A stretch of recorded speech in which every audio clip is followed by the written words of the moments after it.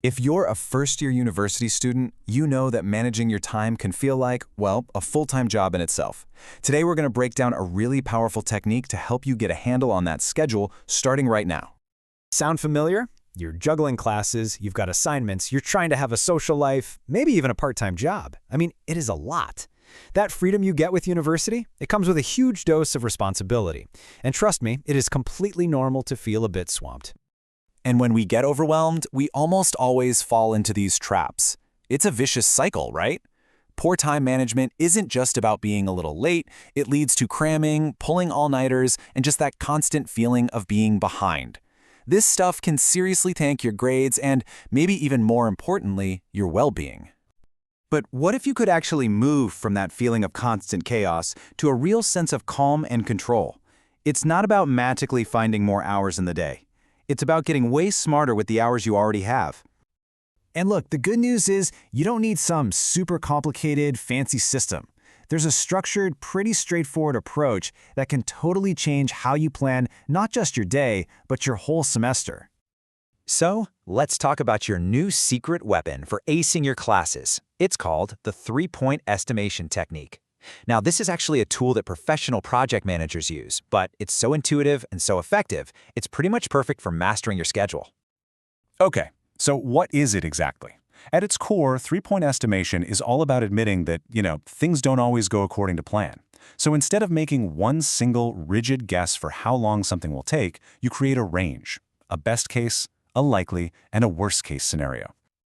This whole technique is built on two extremes. Your optimistic estimate, that's your perfect world timing. The Wi-Fi's blazing fast, nobody bothers you, you're just in the zone. Then, on the other end, you've got the pessimistic estimate. This is where you plan for things to go wrong. Maybe the research is way harder than you thought, or a friend calls with an emergency. It's all about defining those absolute best and worst case outcomes. And right there in the middle, bridging those two, is the most crucial part, the realistic estimate.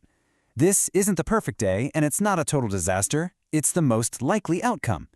This is the one that accounts for the normal, everyday stuff. Checking a few texts, grabbing a snack, maybe rereading a paragraph that didn't make sense. This is probably where you'll land most of the time. So, how do you actually put this into practice? It's a super simple 4-step process that you can use for basically any task on your to-do list. First, just pick your task. Let's say it's reading a chapter for history class. Step 2, make your optimistic estimate. Okay, if I have 0 interruptions, I can blast through this in an hour. Step 3, the realistic one. Realistically, with a short break, it'll probably take me more like an hour and a half. And finally, step 4, the pessimistic estimate. If this chapter is super dense and my laptop dies, it could take 2 hours. See? Really simple. Okay, so now we know how to do it, but why is it so darn effective? This is where the magic really happens. There are 4 key payoffs that make this technique a total game changer for students. So here's the deal. By creating a range, you're just way more accurate with your time, and you build in this natural buffer. And that right there dramatically reduces the stress of a schedule that's packed too tight. Because you know how long things might take, you can prioritize way better. But the most important thing? It gives you flexibility. When life inevitably throws you a curveball, your schedule doesn't completely fall apart. It just bends. Theory is great and all, but let's actually see what this looks like on a typical day for a first-year student. We're going to map out a schedule just to make this idea really concrete.